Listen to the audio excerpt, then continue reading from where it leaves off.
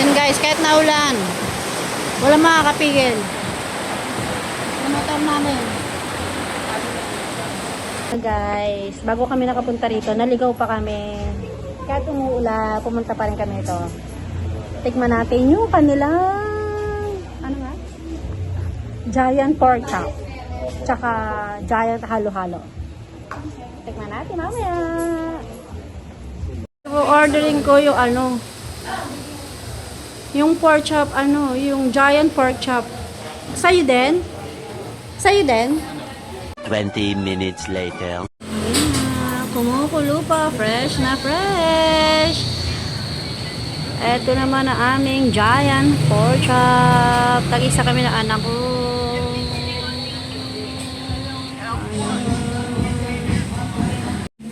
Umorder din kami ng fries.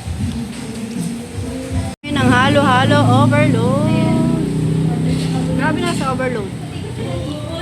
Ganyan na, kainin mo na. 20 minutes later. Yan, tipan naman natin ito. Kanilang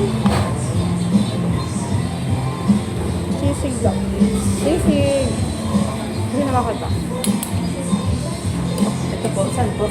Nandiyan na. Ay, oh my God, ang sarap. Diyan na lang po, thank you. Matunaw lang po yung Grabe naman sa overload. Ang sarap. Tingnan natin ating sisig.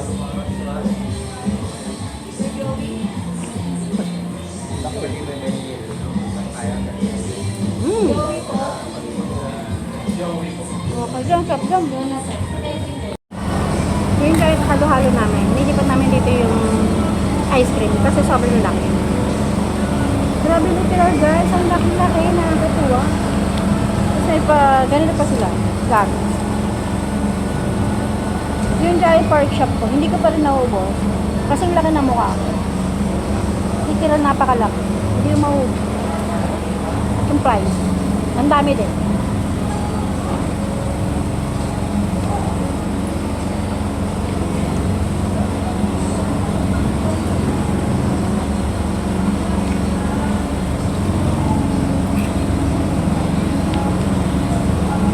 Tapos,